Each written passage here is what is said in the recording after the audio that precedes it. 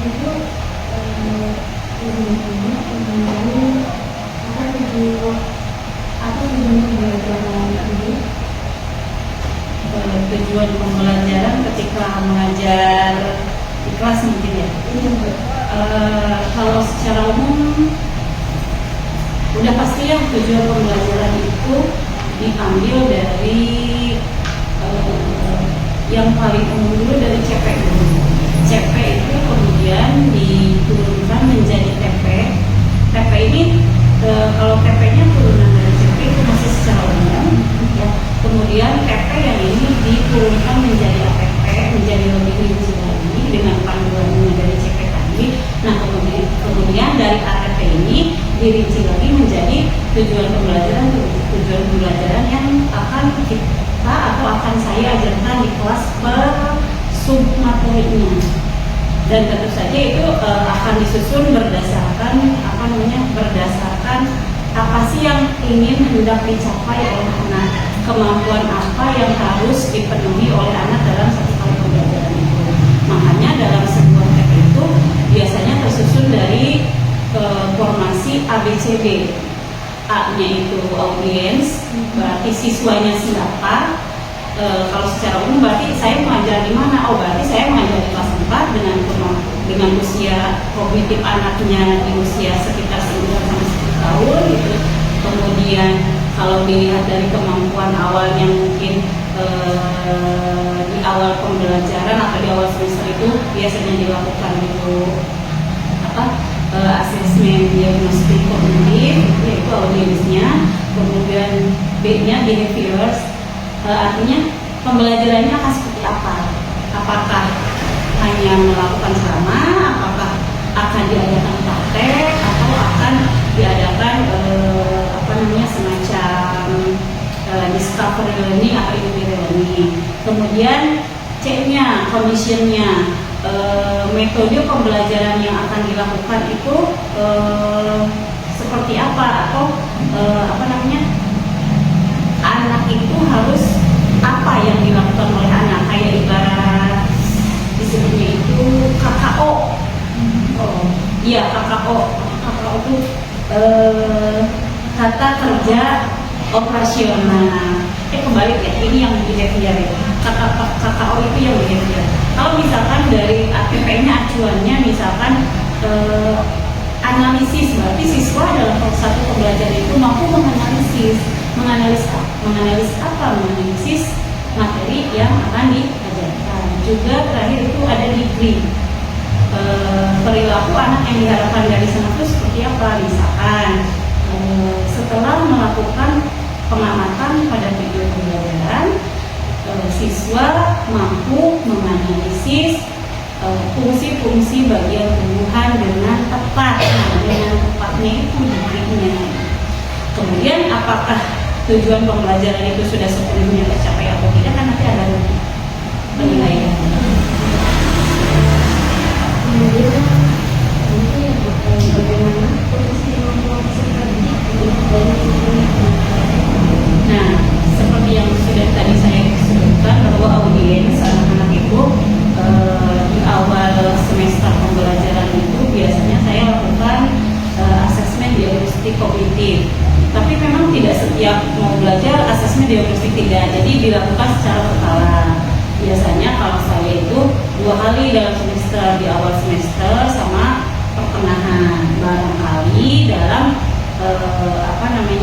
mudah-mudahan dalam rentang waktu 3 bulan pertama pembelajaran itu ada perubahan ke arah yang lebih baik. Seperti itu. Jadi PP yang dari kurikulum itu ya memang disesuaikan juga dengan kondisi anak. Apalagi kan kalau sekarang umur itu katanya pembelajaran harus berpusat pada peserta didik.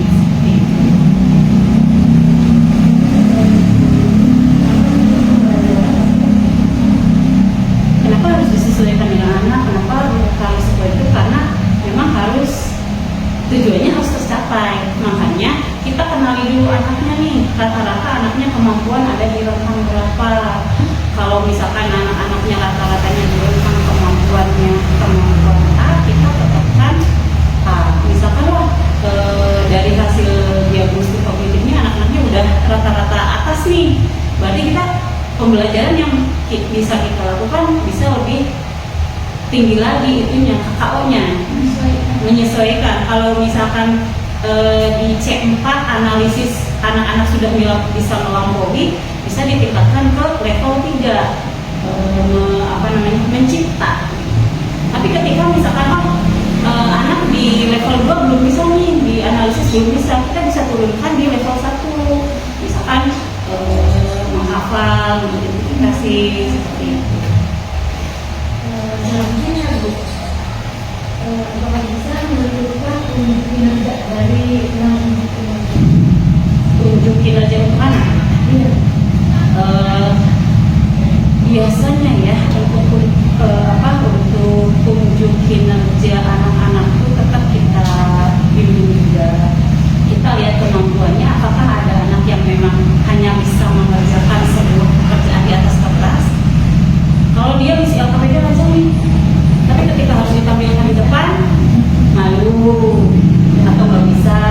Atau ada anak juga yang menulis dia belum nggak bisa mengungkapkan pikiran dia di tulisan, tapi ketika dia disuruh ke depan mampu, sangat bisa. Nah, makanya ketika anak-anak diharuskan untuk unjuk kinerja, penilaian yang dilakukan itu juga tidak hanya satu jenis. Jadi ada penilaian secara tertulis, unjuk kerjanya, unjuk kerja secara tertulis, ada juga dengan praktek, ada juga ada anak yang bisa mengapresiasikan jawabannya dengan nyanyian, bisa dengan nyanyian.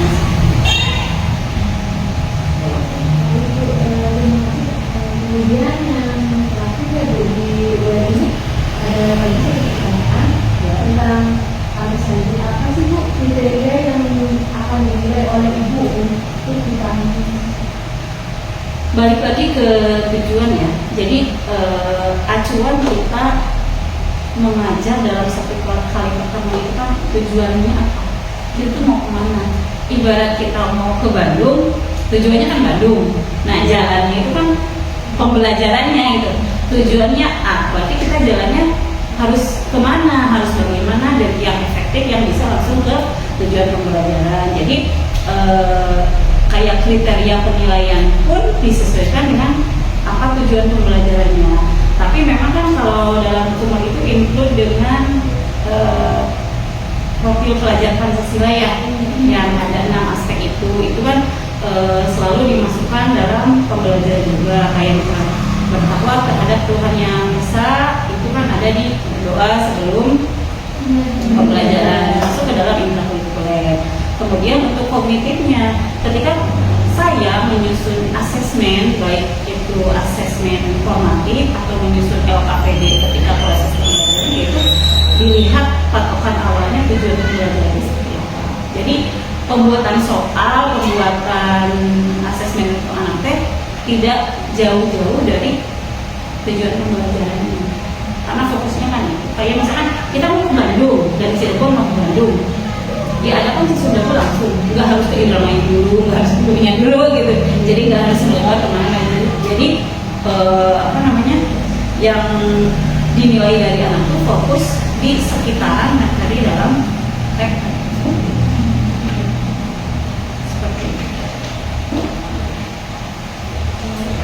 Selanjutnya, bagaimana cara melibatkan semua peserta didik dalam menunjukkan ide besar atau unjuk kinerja? Gini, sebelum pembelajaran dilakukan atau biasanya pas di awal semester kan, saya juga suka ada pembuatan kesepakatan kelas secara umum. Kita kelasnya mau dibawa kemana? Mau seperti apa.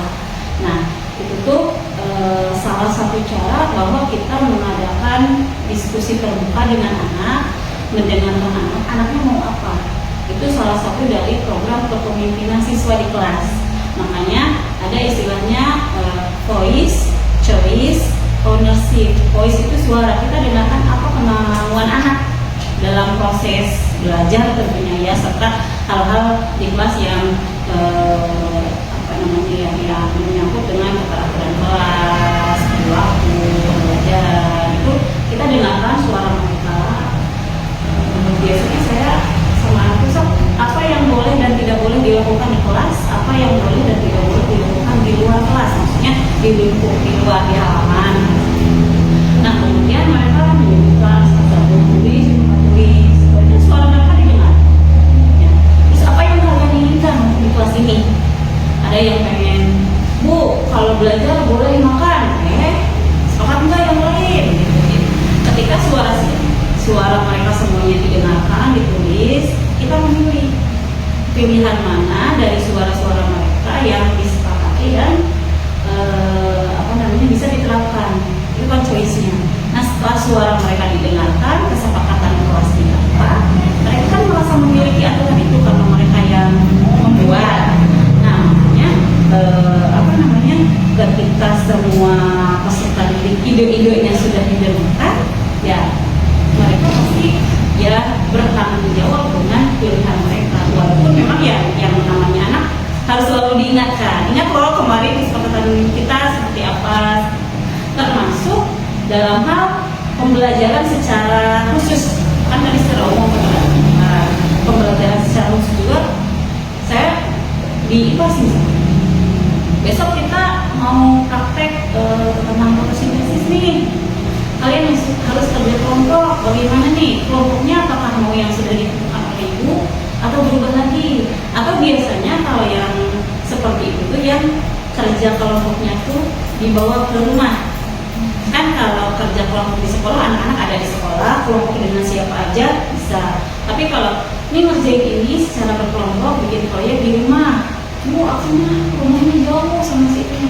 Oh berarti mau nggak bikin kelompok lagi berdasarkan rumahnya yang dekat? Oh iya bu, atau anaknya sendiri yang Bu, gimana kalau aku kan sama si Diana, rumahnya jauh, aku sama ini aja. Oh ya udah boleh. Itu kan berarti salah satu cara bagaimana kita mendengarkan ide-ide dari melibatkan peserta didik dalam proses pembelajaran. Situasi apa sih yang bisa membuat ide bisa menarik konflik dan menjawabkan? Ketika anak dipimpin dari pendapat, itu kan enggak hanya misalkan besok besok praktek tentang perubahan energi, kelompoknya ini, enggak. Tapi gimana kalau kita besok? Jadi hari ini tuh sebagai besok kita akan praktek tentang perubahan energi ya, yang harus dibawainnya ini bisa nggak? Bisa bu. Nah sob, kan kalau di kelas kita udah mulai gede ya, sob bentuk kelompoknya yang ada di kelas aja, karena kita kerjanya di kelas. Pembagiannya silakan, yang bawa es siapa, yang bawa kapur baru siapa, yang bawa kompor kecil, yang bawa wajan, atau yang bawa kaleng, itu diserahkan ke anak. Makanya anak menarik. Jadi nggak dikasih. Misalkan kelompoknya Ibel bawa kompor, juga punya sih bu, nah gitu. So silakan mereka mengatur sendiri karena udah bisa juga. Adapun misalkan bus ini nggak mau bawa ini, ya nanti konsekuensinya apa kalau nggak mau bawa alat dan bahan, kan ada penilaiannya. Gitu. Jadi lebih kepada melibatkan mereka untuk membuat keputusan sendiri untuk pembelajaran mereka. Ya dalam prakteknya agak repot sih sebenarnya, tapi kan kalau nggak seperti itu anak nggak belajar ya. Itu pendekatan apa yang bisa meningkatkan minat sama pengetahuan siswa terhadap materi? Yang paling sering saya lakukan itu problem based learning. Jadi anak dikasih dulu masalah, dikasih video pembelajaran, kemudian coba sok dengan teman semampunya diskusikan ini solusinya seperti apa. Tapi memang kan tidak semua mata pelajaran bisa di PBL. Nah ya kalau kita mengajarkan materi baru di matematika, memang harus ada sebagian materi yang kita kasih dulu, kita jelaskan dulu.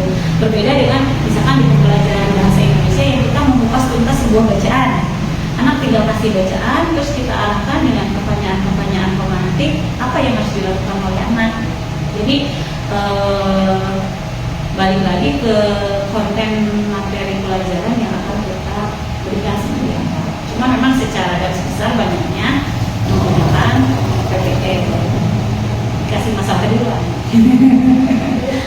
Terus peluang apa yang dapat mendukung belajar terutama saat pembelajaran berlangsung? Ini anak zaman sekarang dikasih materi yang gampang, wih gampang Bu, bisa, wah 100. Pas dikasih yang sedikit sulit aja, Bu, susah banget sih Bu. Nah di sana peran apa ya? Peran kita, peran guru itu bukan hanya sebagai penyampai materi, juga berlaku sebagai motivator. Ya dalam arti gini, kalau kamu pas pakai begini, kalau kamu hanya mengerjakan hal-hal yang mudah dan takut untuk mengerjakan hal-hal yang sulit, kamu gak bakalan maju.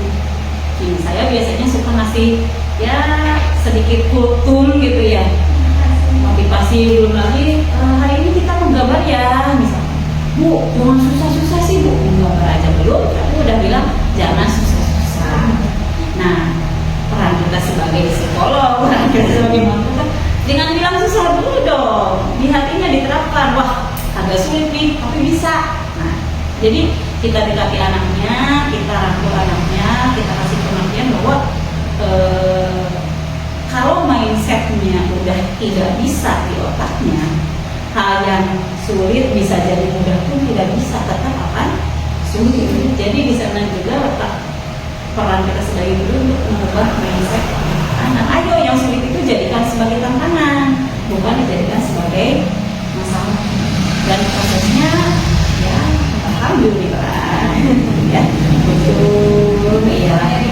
butuh apa ya, butuh energi dan kesabaran. Selain itu, apa hambatan aja yang mengurangi keberanian mengambil resiko yang dihasilkan kemampuan yang serta memutuskan? Kebanyakan anak itu ya di kelas saya itu kebanyakannya masih takut salah. Jadi dia tidak pede dengan jawabannya sendiri, akhirnya melihat jawaban orang lain, lebih percaya pada orang lain. Setelah dikoreksi jawaban dia yang jauh lebih benar gitu.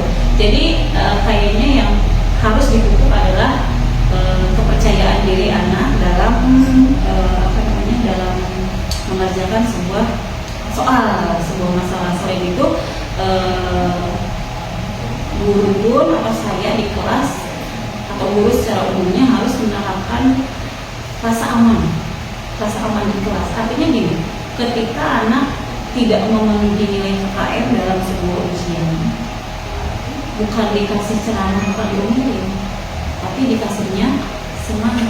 Nah mungkin si anak tersebut ada semacam doktrin, ketika nilainya tidak mencapai apa yang diharapkan, dia dimarahi, entah sama mungkin orang tuanya, saudaranya, atau mungkin diledekin sama temennya atau sama guru yang lain. Nah, sebagai wali kelas kita harus memberikan ketenangan pada mereka untuk belajar, bahwa intinya ya udah kalian belajar aja, ya udah kalian nggak apa-apa bikin kesalahan gitu. Karena di sekolah itu tempatnya berbuat salah dalam arti nggak apa-apa mengerjakan yang salah, kan nanti dibenerin sama gurunya. Nah, mindset anak tuh kadang nggak nyampe situ. Takutnya kalau nilainya 50 atau 30 atau di bawah 70 aja, takutnya diomelin. Nggak bakalan diomelin. Jadi memberikan ketenangan pada anak untuk boleh loh menjawab salah dengan usaha sendiri, nanti bisa loh diperbaiki. Kan saya juga kalau masih ulangan kan suka ada yang nyontek nilai 100 nggak pinter loh. Tapi yang ngerjain sendiri nilai 60 nanti dibantu loh sama ibu bisa jadi 100. Jadi kan ibu tahu kalian nilainya berapa. Jadi kan ibu tahu kalian kemampuannya berapa. Kalau kalian nilainya udah 100 tapi hasil nyontek, ya ibu amal kalian udah bisa gitu. Tapi kalau kalian ngumpulin soal dan nilai kalian masih di bawah 70, masih ada 60, masih ada 50, nanti kalian ibu perhatikan, belajar lagi loh. Saya suka menerapkan itu. Jadi intinya mereka nggak takut nilai kecil, mereka nggak takut untuk salah jawab. Untuk kedepannya jadi perhatian saya bahwa belum memenuhi kriteria nih, belum mencapai tujuan pembelajaran, kan nanti di remedial. Kalau anaknya udah 100 semua, remedial nggak? Enggak, padahal kan mungkin aja ada prosesnya nyontek. Nah itu nilai-nilai kejujuran juga yang memang harus selalu diterapkan dan diingatkan ke anak-anak. Karena selalu aja sih lewat sebelum ini terus ada aja sampai sekarang akhir semester pun tetap ada, makanya sebagai guru tidak atau jangan bosan-bosannya mengingatkan kejujuran, jujur dalam pendidikan. Untuk selanjutnya, Ya, bagaimana cara yang dilakukan ibu agar peserta didik itu terlibat aktif di dalam pembelajaran secara mengekspresikan ide-idenya dalam pembelajaran tersebut. biasanya gini, kayak misalkan di seni rupa ya, saya suka tawarin gini, besok seni rupanya kita menggambar pemandangan nih, sok maunya menggambar pemandangan apa? Bu, gunung aja bu, atau bu pantai aja. Setelah disepakati, oke, misalkan menggambar pemandangan pantai nih dengan pemantai yang lebih banyak inilah, lebih banyak pemilihnya. Nah saya tawarkan, mau warnanya mau pakai pensil warna, krayon, atau cat air. Karena di sini memang ya mungkin ekonominya baiknya, dan kalau pakai pensil warna aja bu, atau pakai krayon aja bu, kalau cat air kan harus. Oke, yang punya pensil warna bawa pensil warnanya, yang punya cat air bawa cat airnya, krayon. Nah yang punya krayon itu hanya beberapa. Nah saya di sana biasanya suka ngasih contoh dulu tahapan menggambarnya itu di papan tulis. Misalkan menggambar pantai kan, garis dulu, garis horizon dulu, ya itu bumi di langit, garis horizon, terus tahapannya. Ada anak yang memang kalau suka senang bergambar, ada yang antusias gitu. Tapi kan kita tidak bisa memaksa minat anaknya, minat siswa ya. Kalau yang ada beberapa anak yang kurang suka ke seni, dia gambarnya asal, bahkan pakai pulpen, pakai pensil ya gitu. Tapi kan ya balik lagi, kita sebagai guru kan hanya bisa memfasilitasi mereka, menyampaikan isi kurikulum ke anak. Ketika minat anak tidak ada di bidang itu, ya kita tidak boleh memaksakan kamu harus bisa gambar, kamu harus enggak kan. Yang penting anak diikuti diikuti tahapannya, diikuti pembelajarannya, dikasih nilai sesuai dengan kemampuannya itu. Nah, ketika anak yang minatnya sesuai dengan apa yang sedang kita pelajari, bahkan ketika udah bel masuk atau bel istirahat atau bel pulang, ada yang bu mau dilanjut aja, oke. Kalau mau di-PR-in, kita berdoa pulang. Kalau mau dilanjut, ibu tungguin. Kan kita ya nggak boleh lah merampas hak anak untuk pulang kan ya. Tapi janji kalau di-PR-in harus selesai. Atau saya suka kasih kesempatan, ini belum selesai nih gambarnya, mau di-PR-in atau kita lanjutkan minggu depan, atau mau dilanjutkan sekarang. Kalau dilanjutkan sekarang, sok ibu tunggu sampai jam 1 misalkan. Kalau dilanjutkan minggu depan, sini kumpulin dulu di ibu, karena barangkali ada yang sobek atau ada yang kerjain di rumah atau gimana, sini kumpulin dulu. Kalau mau di-PR-in harus janji dikerjain. Berarti minggu depan minggu depan gambar udah selesai. Jangan ada yang belum, ada yang robek, ada yang apa gitu. Jadi setiap proses boleh selalu ada perjanjian seperti itu kan. Istilahnya yang tadi voice choice, benar sih, kamu udah janji loh ini bikin PR, kenapa belum juga? Ibu kasih kesempatan sekali lagi. Kalau besok belum dikerjain lagi, ibu WA di grup. Jadi kan mamanya tahu, teman-teman anak-anak ini belum mengerjakan ini, mama dikerjakan. Biasanya kalau udah diworo orang tua, anak ngerjain sendiri. Kenapa nggak diworo-woro dari awal? Menerapkan tanggung jawab kan. Ketika orang tua diingatkan bahwa anaknya terakhir ketika udah sekali dua kali anaknya belum memulih juga seperti itu. Jadi kalau minatnya sesuai itu akan sangat menarik. Cara mempersekalinya di kelas ibu ya dalam pembelajaran untuk selanjutnya itu cara mengekspresikan ide-idenya itu untuk dalam menemani peserta didik itu di rumah atau di luar kelas seperti PR itu seperti apa? Kalau PR intinya jangan ngasih terlalu banyak, itu aja. Karena ketika kita sudah ngasih PR terlalu banyak, jangan mengerjakan. Pas dikasih kerjain ya dari halaman sini sampai banyak banget. Makanya saya kalau ada PR kerjain halaman 50 misalkan yang asesmen formatif, sampai mana? ABC-nya aja. 15 nomor. 15 nomor ABC-nya ringan dong. Ya. Masa esai 15 nomor kan enggak? Atau kalau esai-esainya aja. Tapi kerjain ya. Bu kalau nggak bisa gimana? Boleh diajarin? Boleh. Kalau PR boleh. Di sekolah juga kalau bukan ulangan boleh diajarin loh. Kalau terus yang ngajarinnya bisa lah nanti dapat nilai dari ibu. Kecuali ulangan ya nggak boleh kerjasama yang boleh diajarin.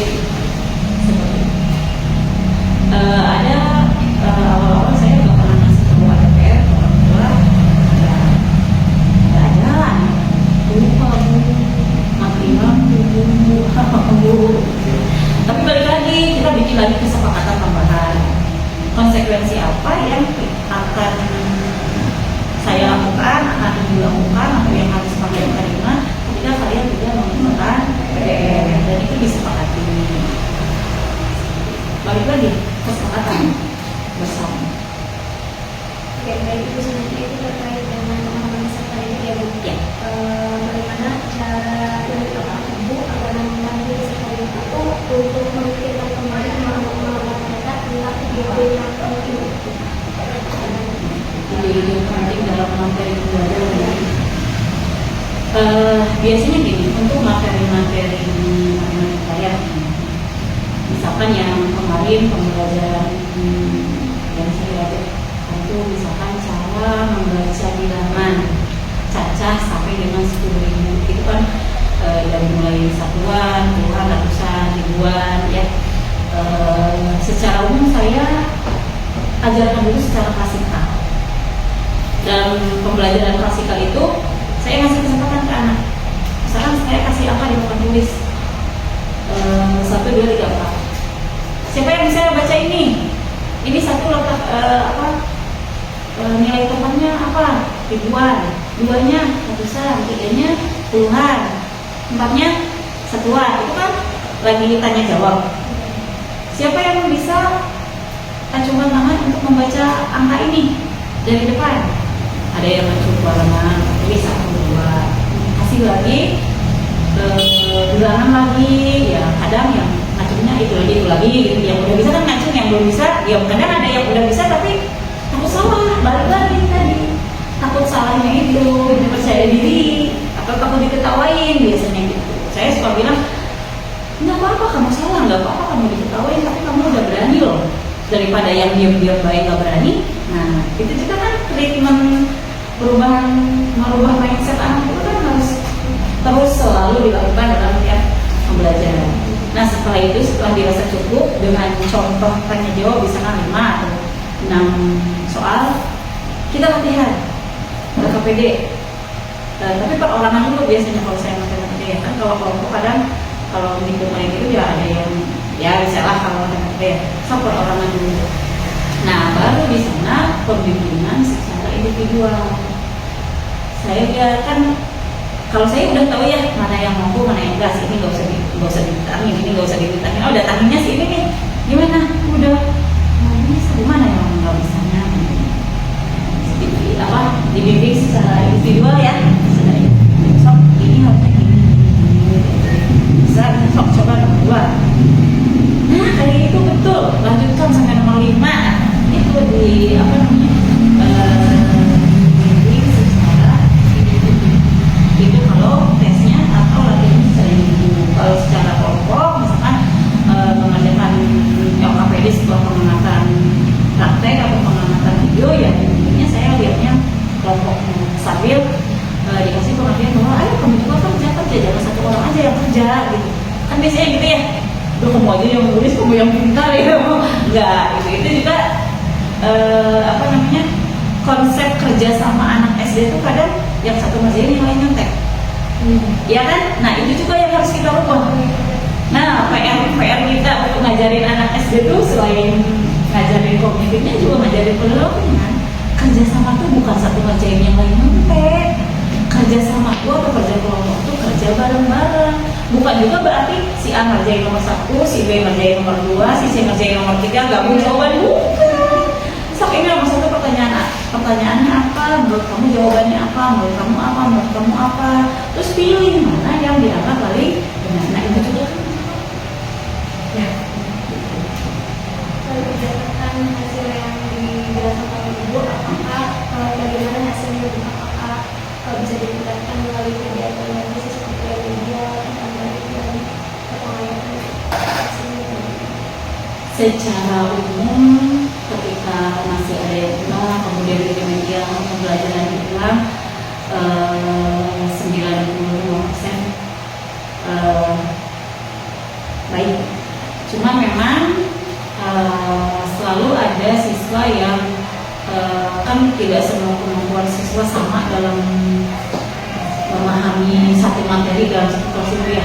Jadi memang ada misalkan yang 1-2 siswa yang udah diremedia, udah dikasih latihan, udah dikasih bacaan, kemampuannya seperti itu sudah berarti memang batas kemampuannya seperti itu kan kita tidak boleh memaksakannya, apalagi di umur ini ya.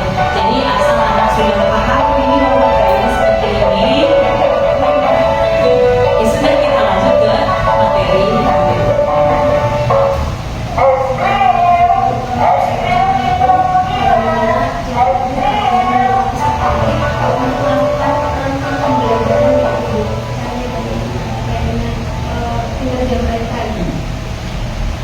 Biasanya saya melakukan apa ya, ngobrol dengan anak itu pagi nggak setiap hari sih, kayak misalkan selang-seling lah. Kita sebelum belajar ngobrol dulu ya, ngobrol tentang apa sih makna belajar, untuk apa kalian belajar, untuk apa kalian sekolah, bagaimana menghormati guru, bagaimana menghormati teman, bagaimana menghormati orang tua. Hal-hal seperti itu, penanaman karakter seperti itu biasanya saya lakukan. Bukan apa nggak siap, evaluasi. Wah kalau udah siap, anak-anak yang ada di pikirannya, Bu, kapan pulang? Jadi ketika masih fresh anak-anak, misalkan hari Selasa nih, kenapa nggak hari Senin? Senin harus upacara. Mereka udah panas, udah masuk kan? Selasa nih, ayo ngobrol dulu ya, gini ngebahas perilaku mereka yang sudah membahas kesepakatan kelas mana sih yang sudah dilakukan dan mana yang belum dilakukan, apa namanya? Dan mereka menyadari kalian udah nih saling membantu dan teman sudah, tapi saling menghormatinya belum. Kenapa coba belum? Masih saling aja bu. Orang tua lagi di bawah-bawah. Nah itu kan refleksi perilaku, refleksi pembelajaran juga. Siapa yang paling sering tidak mengerjakan PR? Udah kalau semua itu nggak boleh ada diskusi di antara kita. Jadi kita tuh harus dekat dengan anaknya.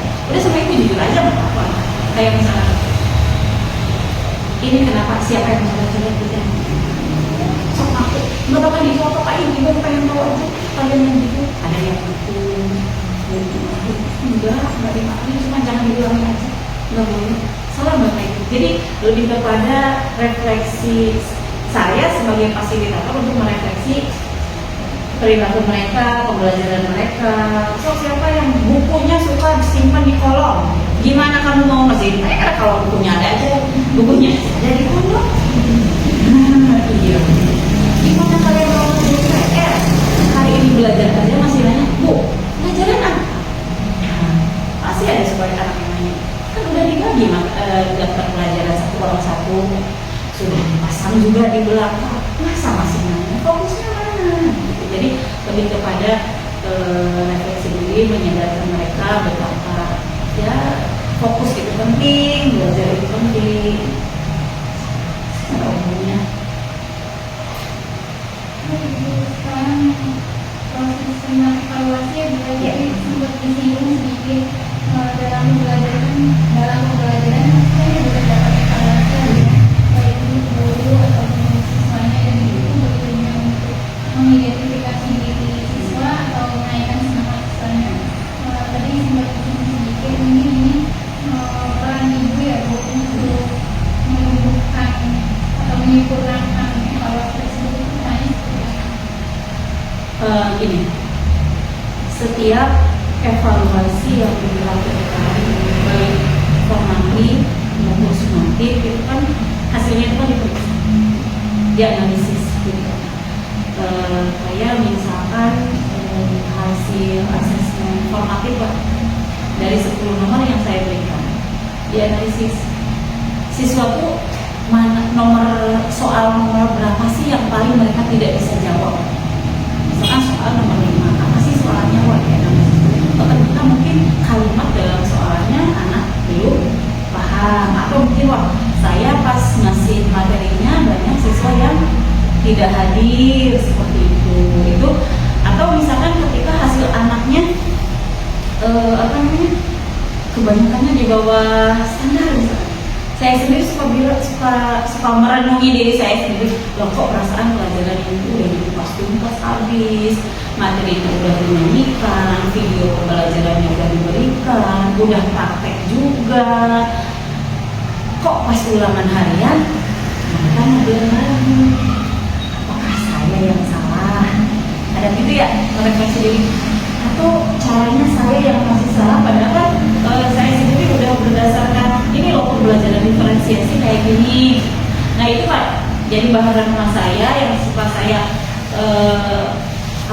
obrolkan dengan guru lain, dengan yang lebih senior. Nah kemudian evaluasi juga anaknya. Kita ngobrol lagi, apa sih yang sulit kan udah diajarkan. Oh iya ya. Gitu. Jadi pembelajaran diulang, evaluasi diulang untuk mereka yang masih di bawah bukan KKM ya kan, kalau umur nggak ada KKM, tapi yang dianggap masih butuh bantuan, butuh bimbingan. Kemudian ditanya apa sih kesulitannya dalam pelajaran ini? Apakah ibunya terlalu cepat ngejelasin atau gimana? Itu kan kadang ada anak yang tak ibu marahin gitu. Jadi balik lagi kita tadi menerapkan rasa aman kepada anak dalam belajar literasi. Jadi kesimpulannya evaluasi dan penyempurnaan kembali untuk menerapkan atau membuat siswa itu menjadi lebih baik teman-teman. Mungkin selanjutnya pertanyaan macam-macam. Ya, ada terkait bagaimana cara ibu menyesuaikan rancangan pembelajaran apabila ada perubahan kondisi dalam kelas. Plan A, Plan B. Ketika ada perubahan secara dadakan di dalam kelas, otomatis guru itu harus pintar menyarinya jalannya. Nah, misalkan kalau ada perubahan seperti itu, biasanya saya nanya ke anak, kayak contohnya mau praktek, anaknya nggak bawa bahan-bahannya, banyaknya nggak bawa bahannya. Pernah saya waktu ngajar di Kuningan, kita mau praktek membelah ikan ya, ikannya bawa ya, satu kelompok satu, yang kecil aja, nggak usah yang gede. Bu, ikan gurame nggak usah mahal, yang ada di sini aja, buntel atau apa kan saya ngajarnya di Kuningan jadi sebenarnya ikan apa aja lah yang segede ini, bawa satu kelompok satu, nggak usah beli di pasar, bawa yang hidup dulu karena kita pengen lihat jantungnya, degup-degupnya gimana, saya lihat. Ya Bu, siap Bu. Minggu depan ya, seminggu lagi loh, masih ada waktu, boleh nyari ikannya di mana aja, nggak usah yang gede-gede, nggak bakalan di rumah masak, yang segede ini aja. Nggak ada yang bawa. Mana ikannya? Nggak bawa Bu. Ilahan Allah. Oh nggak ada yang bawa. mancing kan bisa juga dari orang tua. Nah, itu udah siap praktek. Yang saya lakukan apa? Gambar organ dalam ikan sesuai gambar yang ada di buku. Gambar dalam ukuran yang besar, kan kalau ada gambar sesuai yang ada di buku bisa jadi jiplak ya. Jadi saya beliin mereka kuarto yang besar tuh. Kalau kerjakan sesuai kelompoknya, gambar ini harus bagus beserta keterangan-keterangannya. Ini jantung, ini insang, ini sisi, dan fungsinya. Sok ibu liatin gitu. Sambil keliling dijelasin ini fungsi ekor untuk apa, seperti itu. Nomor 1 sekian menit. Duh, ini gitu. Jadi sebisa-bisanya kita kreatif untuk apa ya, agar pembelajaran tetap berlangsung dan agar tetap. Itu kalau dari anak. Kalau dari kita misalkan secara teknis, saya udah nyiapin PowerPoint, udah nyiapin ini, Infokus ada, sound ada, lampu kan. Nah, aduh ini gimana? Ya kalau ada nyanyiannya ditulis kita yang nyanyi. Ya. Terus kalau ada video ya kita rangkum video itu dalam sebuah tulisan materi. Terus dijelaskan secara ya ceramah, tanya jawab. Tapi kalau berhubungan dengan misalnya IPAS nih, IPA yang berhubungan dengan halaman sekolah ya, halaman sekolah bisa dilihat sebagai, ayo kita keluar aja, cari macam-macam daun, identifikasi ini daunnya tulangnya menyirip, menjari atau sejajar, gitu. Seperti itu. Ya, gitu.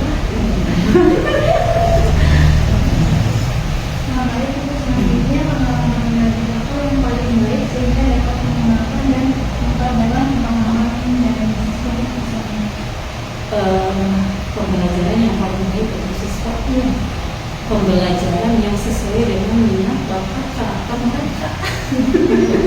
Kalau sukanya nyanyi, kita rangkum materi itu dalam sebuah nyanyian. Kalau sukanya gerak, kinestetik, kita rangkum materi itu melakukan praktek. Jika sukanya, ada loh beberapa anak yang udah sukanya nulis aja, dihafalin, sukanya hafalan, kita kasih materi. Tapi bukan berarti yang satu dikasihnya nyanyi, yang satunya praktek aja, yang satunya cuma nanti aja. Semuanya secara umum kita kasih semua, tinggal si anak itu dia memilih metode mana yang cocok dengan karakternya. Jadi kalau nyanyi semua sekelas. Kalau yang kemampuannya di audionya bagus ya, dia ketika pas DPR ada nyanyian nih, apa nyanyinya ada. Tapi kalau di kemampuannya di hafalan, di visual atau di gambar, di video, itu buatnya ada videonya. Atau yang ketika ininya dari praktek, dari kinestetik, dia pernah praktek bikin ini, hasilnya begini. Jadi kalau pelayanan pendidikan mah disamain, semuanya dikasih, nyanyi semua, video semua, dikasih materi semua, praktek semua. Adapun mereka penyerapannya jauh lebih besar dari mana, tergantung kepribadian yang karakternya dan minat belajarnya. Bukan berarti di kelompokan ini makin estetik ya udah kamu mah praktek aja, fotosintesisnya kamu mah nulis aja, ya enggak juga kan. Enggak seperti itu. Jadi diferensiasi itu bukan berarti anaknya dikelompokkan berdasarkan dari belajarnya, tapi diferensiasi itu konten materi yang kita berikan kepada anak yang harus berdiferensiasi. Jangan praktek aja, jangan nulis aja. Apalagi kan anak yang sekarang tuh, yang zaman sekarang tuh nulis setengah kotak tulis aja banyak banget. Gitu. Sementara dulu waktu kita merangkum halaman dari halaman 10 sampai halaman 50 ada gitu. Ini bagaimana caranya meminimalisir kesalahan Oh iya, biasanya anak zaman sekarang tuh kritis ya. Ini PR loh, PR-nya misalkan petunjuknya di apa namanya ditulis di ruang tulis. Suka ada yang nanya, Bu ini kan maksudnya gimana? Maksudnya gini gini gini gini gini. Dijelasin. Kalian harus mengamati misalkan di materi cuaca. Dalam seminggu ini kalian ada proyek mengamati perubahan cuaca dari sekarang hari Senin sampai hari Minggu. Jamnya udah dikasih dong yang prediknya, misalkan jam 7 sampai jam 6 sampai jam 12 ada rata-rata cuacanya gimana, cerah, mendung, berawan, hujan dari jam 12 sampai jam 6 sore, dari jam 6 sore sampai jam 12 malam, dari jam 12 malam sampai jam 6 pagi. Itu udah ada proyeknya, udah ada kalian amati. Bu, apa namanya? Berarti ngerjainnya seminggu ya. Kadang ada anak yang tetap aja ya, kita nggak bisa memaksakan anak itu harus paham hari ini, nggak bisa. Kadang, Bu aku nggak ngerti, WA aja ya di grup, biar mamanya tahu. Ya boleh. Kadang besoknya, Bu aku udah diisi semua. Kok udah diisi semua? Baru hari Senin, besok belum. Bukan gitu. Nih, gini. Jadi bimbingan itu ya harus terus selalu dilakukan untuk meluruskan itu tadi pemahaman kesalahpahaman, meminimalisir kesalahpahaman. Oh kita yang nanya gimana lembarannya pengamatan cuacanya udah diisi belum? Udah Bu, besok bawa ya hari Rabu. Ya kan kita periksa. Kalau yang diisinya baru sampai hari Rabu pagi misalkan, kan oke, berarti udah paham. Ada yang udah diisi sampai hari Jumat. Oh, sama halnya ketika pas anak-anak dibagi lembaran yang Ramadan tuh, kan buku kegiatan Ramadan kayak gitu, kan kalau di sini Pak Dodi tanggung jawabnya kualitas masing-masing kayak tes doa-doa harian, hafalan surat pendek, itu kan bisa kapan saja kita. Besok di bulan puasa besok tes doa-doa harian ya, bawa lembaran yang udah ditaruhnya. Puasanya udah diisi semua. Kamu sekarang puasa hari berapa? Baru hari ke-10, kenapa udah sampai Ramadan? Oh gitu ya Bu ya? Iya, gak boleh kayak gini, harus dulu. Nah, masih selalu ada saja 1-2 orang yang salah paham. Ya, apa namanya, peran kita di sini sebagai kontrol. Jangan udah dikasih lembaran tugas, udah loh. Jadi secara berkala kita cek perkembangan anak, dan tentu saja harus kerjasama dengan orang tua. Mama, punten ini anak ada tugas ini, mau dibimbing di rumah. Kontrolnya jangan lepas. Baik Ibu, yang terakhir bagaimana cara kita memaksud dan melakukan dalam kegiatan belajar mengajar untuk memaksimalkan perkembangan siswa dan biasanya di awal balik lagi ke apa namanya, ke kesepakatan kelas dulu, kesepakatan pembelajaran. Nih hari ini kita akan belajar ini nih, tujuan pembelajaran ini. Coba kalian mau belajarnya cepat, tepat, atau mau main-main? Kalau mau main-main, nanti pas istirahat kalian belum selesai gimana? Gitu. Apa namanya, ketika Bu bisa Bu kita ini, kita tertib, kita enggak ini, oke, seperti biasa. Kalau belajar sama ibu itu serius tapi santai gitu. Jadi kalau kalian banyak main-main, nanti belajarnya lama, pemahamannya kurang, tujuan pembelajarannya tidak tercapai. Coba istirahatnya gimana? Lama dong. Yang lain istirahat kalian ada lagi sebenarnya choice ownership tadi, kesepakatan kelas, baik kesepakatan kelas secara umum maupun kesepakatan aksidental pas itu. Jadi anak akan langsung, oh itu serius sekarang. Nah, tetap ya perjanjian lagi. Karena kalau di los apa ya, anak akan sana kemari. Yang sudah selesai mengerjakan tugasnya duduk di tempat. Bu, boleh mainan? Tidak. Ngobrol boleh hanya dengan teman sebangku. Tidak boleh angkat pantat dari kursi. Nah, baru mereka setuju. Ya, kita pembelajarannya selesai nih gitu. Kalian ini akan fokus. Itu saya suka banget itu terutama di mana fokus saya panggilin nama satu-satu anak yang duduk di belakang. Loka, Rizky, fokus. Ada yang masih ngobrol atau trik saya untuk anak-anak sekarang tuh saya nggak bakalan ngomong sebelum anaknya diam semua. Jadi anak udah paham ketika saya udah di depan di antara meja-meja anak udah berdiri di sana, saya diam.